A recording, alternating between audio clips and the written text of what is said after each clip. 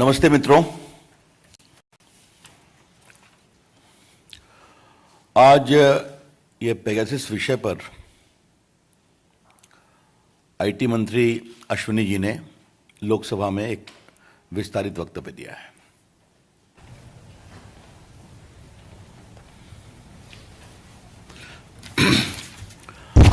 नमस्ते मित्रों, आज ये पेगासस विषय पर आईटी मंत्री अश्विनी जी ने लोकसभा में एक विस्तारित वक्तव्य दिया है। The statement touched on a variety of things, explained everything. अभी कांग्रेस पार्टी की ओर से प्रेस हुई है। कांग्रेस पार्टी ने भारतीय जनता पार्टी पर ऐसे स्तरहीन आरोप लगाए हैं जो राजनीतिक शिष्टाचार और मर्यादा से परे हैं। क्या कांग्रेस पार्टी का अब यह स्तर हो गया है? लेकिन क्या कहा जाए, आज के नेतृत्व में जो कांग्रेस पार्टी बालाकोट देश में आशंका का माहौल बनाती है,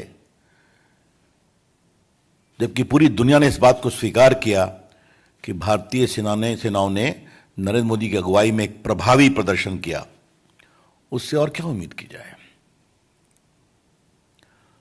वो कांग्रेस पार्टी जिसके तत्कालीन वित्त मंत्री, बाद में भारत के राष्ट्रपति श्री प्रणब मुखर्जी उस समय के प्रधानमंत्री मनमोहन सिंह को लिखित चिट्ठी में शिकायत करते हैं कि हमारे फोन की बगिंग हो रही है, तत्कालीन गृह मंत्री चिदंबरम के द्वारा।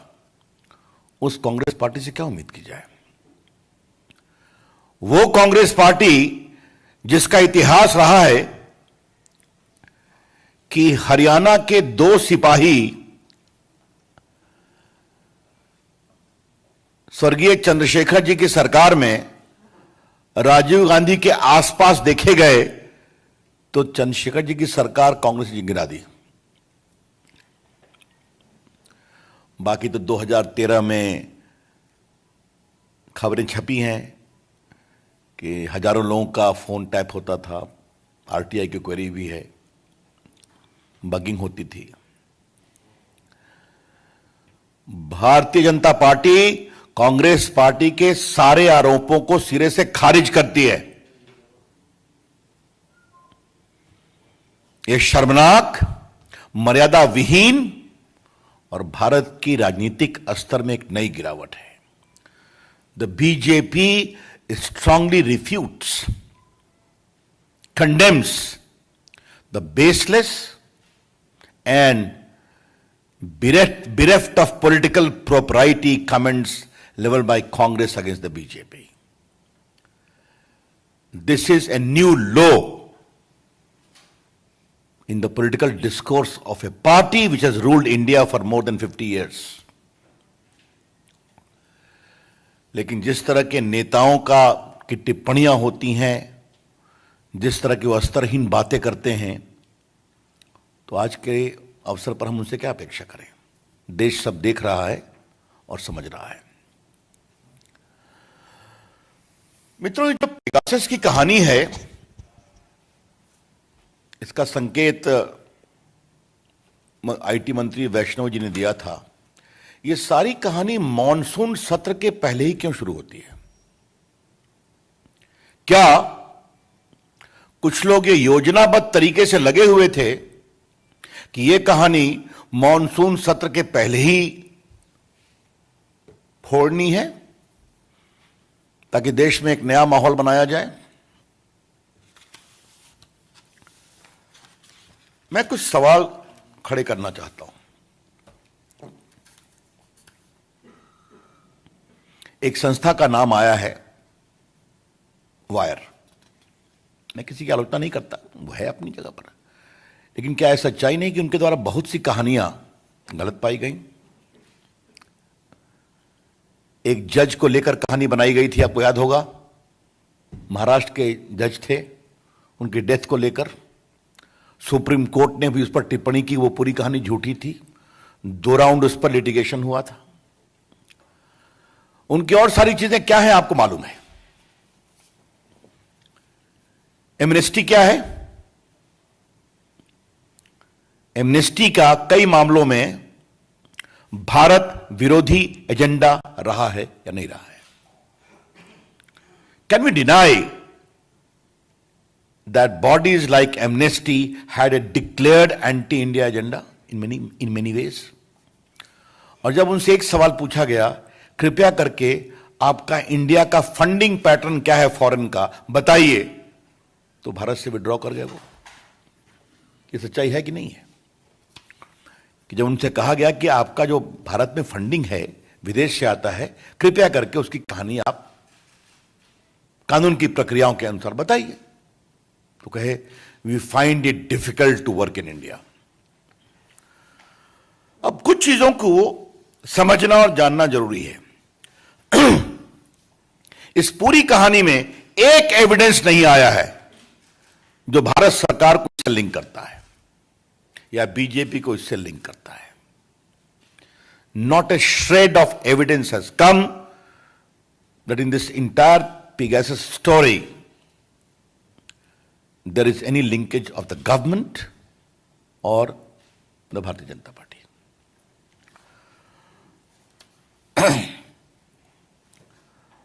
यह सवाल इसलिए जरूरी है कि दुनिया डिजिटल दुनिया है, तो दुनिया में बहुत सारे डेटाबेस हैं, लाखों में है, हजारों में है। तो जब तक आप उस डाटा का कोई एविडेंस नहीं देंगे भारत से लिंक करते हुए, तो आप निष्कर्ष कैसे निकालेंगे, ये आरोप कैसे लगाएंगे आप? और उसमें आपको बता दें कि जिन लोगों ने स्टोरी को ब्रेक किया, उन्होंने स्वयं कहा है कि ये फोन नंबर का डाटा बेस में होना इस बात का संकेत नहीं है कि इसे हैक किया गया या इसके साथ कोई इंफेक्शन विथ पेगासस किया गया। I repeat, those who have broken the story themselves did not claim that the presence of a particular number in the database does not confirm that infected with Pegasus. तो ये हो क्या रहा है? इन बातों को आज देश के सामने लाना बहुत जरूरी है। और फिर मैं कह रहा हूं, ये सारी कहानी मॉनसून सत्र के एक दिन पहले क्यों खोली गई? इसके पीछे का एजेंडा क्या है? इसमें अंतर्राष्ट्रीय संगठन, हां, और एक बात और है, वो एनएसओ जो पेगासस के मैन्युफैक्चरर हैं, उन्होंने साफ कहा है कि हमारे अधिकांश क्लाइंट वेस्टर्न कंट्रीज हैं। तो भारत को इसके माध्यम से टारगेट क्यों किया जा रहा है? इसके पीछे की कहानी क्या है? इस कहानी में ट्विस्ट क्या है? कुछ लोगों को लाया गया, उनके नाम फेंके गए। अब मुझे अनिल बलूनी जी बता रहे थे कि कांग्रेस पार्टी के पूर्व अध्यक्ष का भी नाम है। क्षमा करिएगा, मैं व्यंग्य में बोल रहा हूं, उनकी तो सारी टिप्पणी रोज ही ट्वीट पे रहती है। वो देश में खुद ही ज्ञान देते रहते हैं, तो उसके लिए कोई अधिक जानने की जरूरत है क्या? अब एक बात हम आपसे और कहना चाहेंगे कि ये जो पूरे ये संस्थाएं, अंतर्राष्ट्रीय संस्थाएं, और भारत में उसको एक प्रकार से फोड़ने की कोशिश और ऐसे मर्यादा विहीन शब्दों की चर्चा, तो क्या भारत की राजनीति में कुछ लोग सुपारी एजेंट हैं क्या? मैं इस शब्द का प्रयोग कुछ जिम्मेदारी से कर रहा हूं। कुछ दल, कुछ नेता, क्या ऐसी अंतर्राष्ट्रीय कॉन्स्पिरेसी होती है तो उसके सुपारी एजेंट बन जाते हैं? और ये कोई नई बात तो नहीं है। याद करिए आप, कभी भारत की विविधता पर चोट हो रहा है, कभी भारत की मीडिया फ्रीडम पर चोट हो रहा है, कभी भारत में मल्टीकल्चरलिज्म पर अटैक हो रहा है। ये चलता रहता है ना, आप देखते हैं। और इन सबों का कारण एकमात्र यही है, एकमात्र, कि हमारे प्रधानमंत्री नरेंद्र मोदी जी की अगुवाई में जो भारत ने दुनिया में अपनी एक साख बनाई है, उससे लोग परेशान हैं। तो इस विकास की यात्रा को रोको और इस आत्मनिर्भर, आत्मविश्वास भारत की यात्रा को रोको। Try to block the story of India's development which is aatmanirbhar and which is full of confidence. यह है समस्या। अब यह बताइए कि क्या यह भारत के खिलाफ कुछ रिवेंज है क्या? जिस तरह से भारत ने कोविड में काम किया, जिस तरह से भारत में आज वैक्सीनेशन चल रहा है, लगभग क्या 40 करोड़ हो गए ना, 40 करोड़, दुनिया की बहुत सारी आबादियों से अधिक है। उसमें अधिकांश मेड इन इंडिया वैक्सीन है। आज भारत में कॉन्संट्रेटर बन रहे हैं, पीपीडी किट बन रहे हैं, वेंटिलेटर बन रहे हैं। भारत ने दुनिया में एक नया पैमाना स्थापित किया है। 75% देश के पॉपुलेशन को फ्री वैक्सीन दी जा रही है। तो क्या इससे कुछ लोगों को परेशानी है क्या कि भारत ये सब कैसे कर पा रहा है? चाहे वो डिजिटल इंडिया का क्षेत्र हो, आईटी का क्षेत्र हो, भारत की सेनाओं की बहादुरी का क्षेत्र हो, इससे परेशानी हो रही है क्या? या कुछ लोगों को इससे भी परेशानी हो रही है कि भारत टेक्नोलॉजी में आज सबसे अधिक विदेशी पूंजी निवेश प्राप्त कर रहा है। आपको मालूम होगा दुनिया में highest FDI is coming into India. इससे परेशानी हो रही है क्या? ये हम जरूर जानना चाहेंगे। इसीलिए यह सवाल फिर रेलेवेंट होता है कि अगर 45 से अधिक देश पेगासस का उपयोग कर रहे हैं, जैसा कि एनओसी ने बताया है, तो सिर्फ भारत को ही टारगेट क्यों किया जा रहा है? जबकि कहा गया कि साहब हमारे यहां एक सिस्टम है। आज मंत्री जी ने बताया वो सिस्टम यह है कि फोन को अगर टैप करना है या ट्रैक करना है तो टेलीग्राफ एक्ट के सेक्शन 5 में इस बात का प्रावधान है कि उसके लिए केंद्र के होम सेक्रेटरी या प्रदेश के होम सेक्रेटरी परमिशन देंगे। परमिशन रूल्स के मुताबिक, चाहे वो आईटी एक्ट हो, टेलीग्राफ एक्ट हो, एक निश्चित सीमा के लिए वो कार्रवाई चलेगी। उस कार्रवाई को एक रिव्यू कमेटी है जिसको कैबिनेट सेक्रेटरी हेड करते हैं, जिसमें IT, communication secretary, law secretary बैठते हैं। वो नहीं कंफर्म करेंगे, नहीं चलेगा। तो ये पूरी एक प्रक्रिया, और ये सिर्फ और सिर्फ राष्ट्रीय सुरक्षा, नेशनल सिक्योरिटी के अनुपालन में हो सकती है। इस पर सुप्रीम कोर्ट के कई फैसले हैं, कई प्रक्रिया है, आपने देखा होगा। मैं आपको बता दूं कि अभी इंटरनेट का विषय आया था तो सुप्रीम कोर्ट ने उस विषय की जांच की। इंटरनेट को जो रोका गया कुछ समय के लिए, क्यों रोका गया? क्योंकि टेररिज्म का एक कंपेरिंग नेशनल इंटरेस्ट था। तो भारत में एक मजबूत कानूनी ढांचा है ऐसा काम करने के लिए। There is a robust legal framework available in India when only national security phone tapping can be done. और सबसे बड़ी बात है कि जो लोग अपना नाम बता रहे हैं या कुछ लोग कह रहे हैं, वो भी इसको विश्वास से सबूत नहीं दे पा रहे, क्योंकि जहां से कहानी आई है उन्होंने खुद कहा है हमारे पास कोई एविडेंस नहीं है इसको लिंक करने का, सिर्फ नाम है डाटाबेस में। तो डाटाबेस तो 50,000 का है। मित्रों, इसमें कुछ केसेस भी हुए थे। 19 में भी एक लोकसभा के चुनाव के पहले कहानी उठी थी। उस समय जवाब उस समय भी पेगासस की बात आई थी। यहां कई वरिष्ठ पत्रकार बैठे हैं, उनको याद होगा। लेकिन सुप्रीम कोर्ट में केस हुआ था जहां पर व्हाट्सएप के द्वारा यह स्पष्ट रूप से कहा गया कि व्हाट्सएप के सिस्टम को पेगासस से आप बग नहीं कर सकते, उससे डेटा आप हैक नहीं कर सकते। WhatsApp very specifically contended before the Supreme Court that its data cannot be hacked by the Pegasus of the Israeli system, company system. अब समानता हम वकीलों की चर्चा नहीं करते हैं, कौन किसका वकील बनता है, लेकिन यहां पर ये वकील का नाम ना जरूरी है। व्हाट्सएप के वकील थे श्रीमान कपिल सिब्बल। उन्होंने प्रोफेशनल कैपेसिटी में कहा। तो ये सारे हमने आपको एविडेंस दे दिए कि जिस तरह से ये जानबूझकर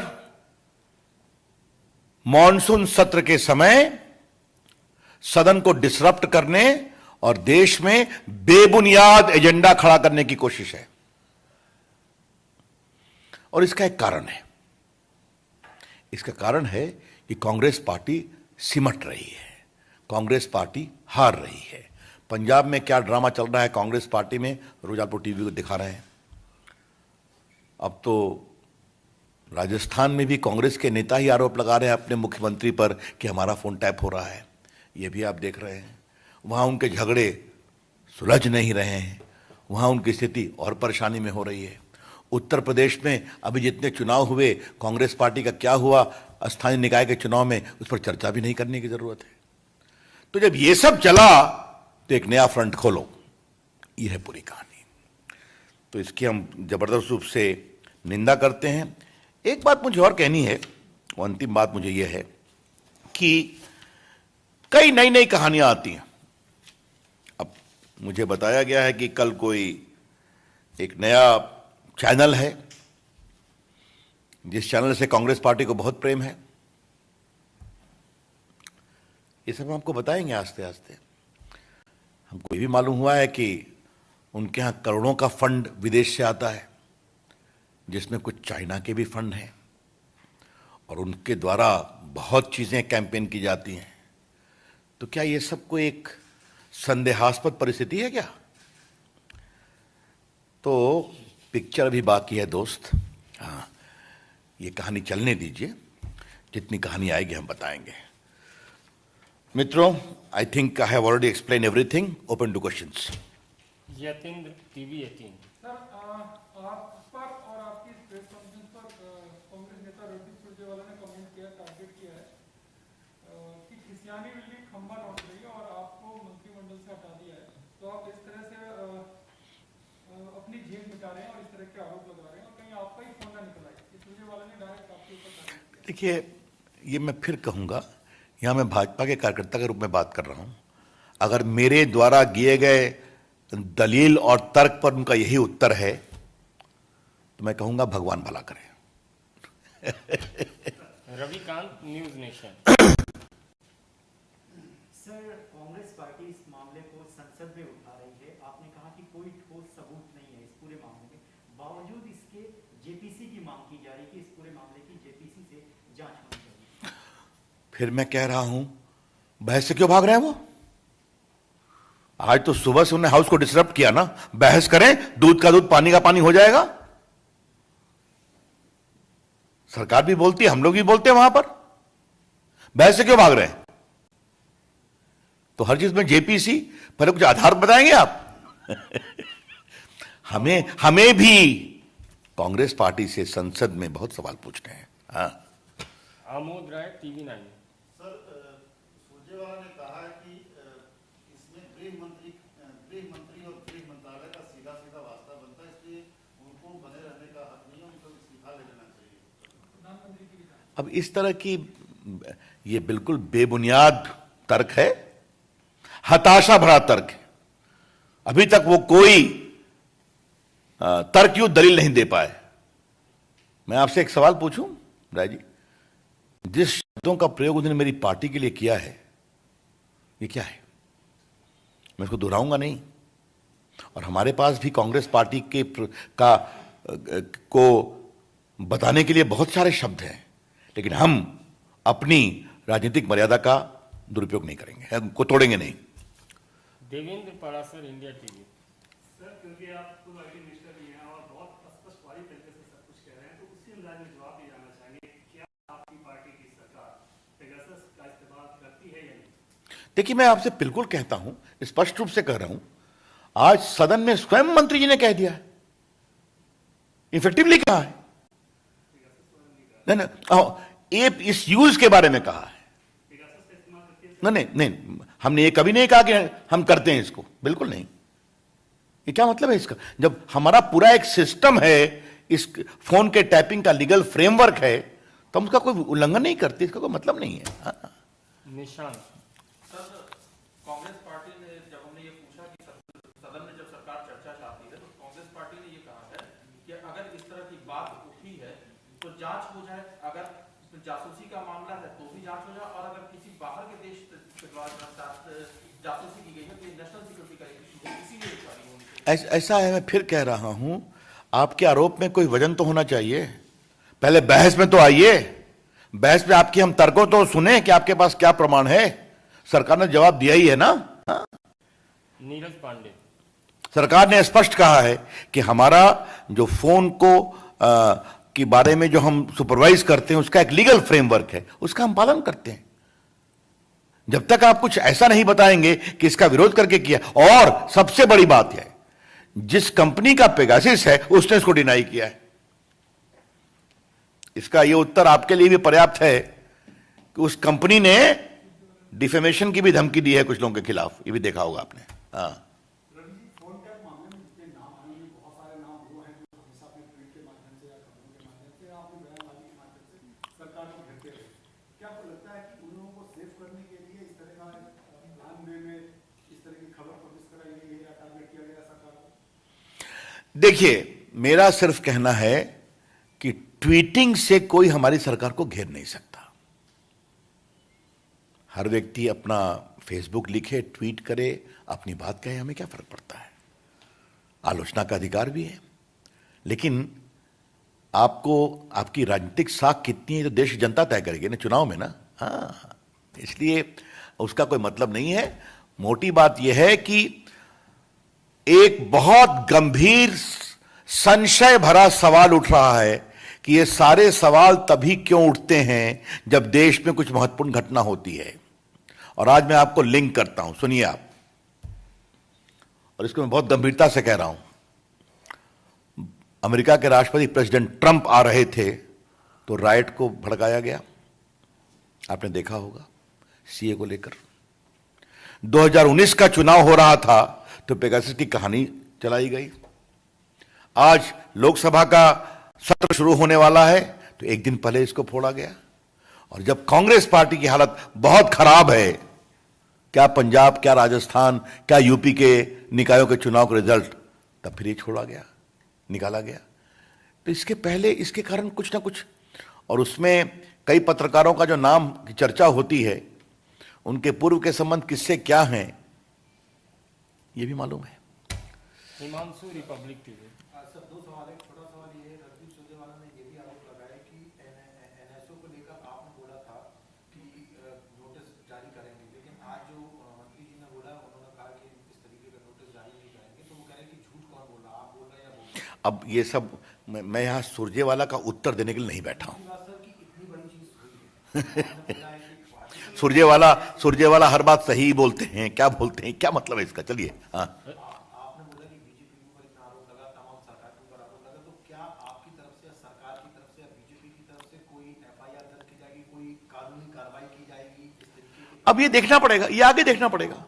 लेकिन ये तो अजीब स्थिति है ना कि जो कंपनी है वो इसको डिनाई कर रही है। उस कंपनी का कहना है कि मेरे अधिकांश प्रोडक्ट जो हैं वो वेस्टर्न कंट्रीज में यूज होते हैं, टारगेट भारत को किया जा रहा है। ये कई संदेहास्पद परिस्थितियों की कड़ी में जोड़ रहा हूं। और कोई? रविंद्र सिंह, जी न्यूज।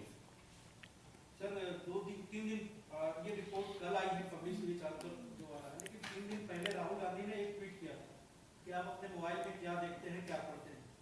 तो आपको लगता है कि राहुल गांधी को जो चीज पब्लिश होने वाला है इसकी जानकारी पहले से थी, और इसलिए बीजेपी को कांग्रेस पार्टी ने कहा है कि भारतीय जनता पार्टी नहीं बल्कि भारतीय जासूस पार्टी होगी। राहुल गांधी को आपको लगता है इससे पहले ही से उनको जानकारी होगी कि इस तरह के प्रोग्रामों का? आपके प्रश्न ने मुझे बहुत फूड फॉर थॉट दिया है। मैं सोचूंगा इस पर, हाँ सोचूंगा इस पर, कि उनको पहले से ही खबर हो जाती है कई चीज़ों की। अगर ये सही है तब तो हमारा षड्यंत्र का सारा, हमारी कहानी पुख्ता हो जाती है। हाँ? धन्यवाद, बहुत बहुत धन्यवाद।